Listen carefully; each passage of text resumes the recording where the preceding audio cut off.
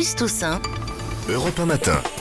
L'actualité internationale, Alexandre Adler, bonjour. Oui, pour une fois, ce sera une actualité quasi nationale, parce qu'au fond, les affaires allemandes et les affaires françaises, elles sont bien imbriquées. Alors, on va revenir en effet sur ce premier voyage de François Hollande. C'était hier soir. Il y a eu un faux départ à cause de la foudre, mais finalement, l'avion du président de la République a bien atterri à Berlin.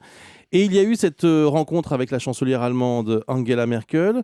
D'abord, sur le fond, on a pu voir que les esprits étaient plutôt détendus, libérés. Oui, tout à fait. Oui. Tout à fait. C'est-à-dire, c'est ce que les deux protagonistes avaient l'intention de faire passer comme premier message subliminal. Il y a quand même eu un recadrage parce que François Hollande ne s'est pas mis dans l'axe du tapis rouge et Angela Merkel l'a repoussé avec une bienveillance toute maternelle, mais c'était assez amusant. Maman déjà s'occupait de son bambin. Mais enfin, toujours est-il que Sur le fond, les choses se sont bien passées. Sur le fond, regardons les choses un petit peu.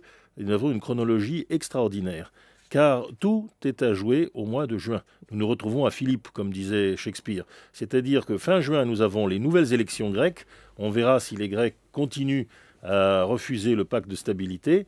Ensuite, nous avons les élections françaises, on verra si François Hollande les législatives aura une majorité parlementaire. Et troisièmement, nous avons la ratification de ce pacte de stabilité dont on parle tant et qui n'est toujours pas ratifié par le Bundestag, donc qui n'a toujours pas force de loi.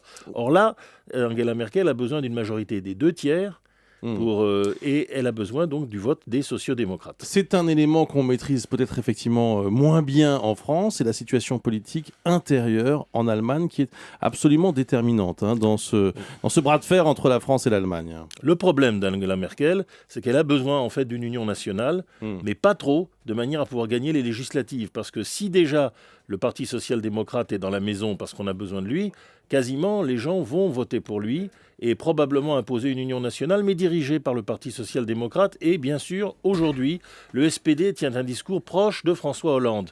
Mais si je peux faire une petite recommandation au président français, oui, les sociodémocrates sont pour la croissance, mais ils sont pour la croissance à l'allemande. Donc tout le jeu de François Hollande, c'est de ne pas désespérer les électeurs, mais de ne pas désespérer le Parti social-démocrate. Donc d'une façon ou d'une autre, nous retrouvons l'axe franco-allemand sous une autre forme. Et je pense qu'il faut qu'il gère les choses maintenant tranquillement jusqu'au mois de juin. Et Angela Merkel est d'accord parce qu'elle aussi, elle a besoin de tranquillité pour le Bundestag. Merci Alexandre Adler.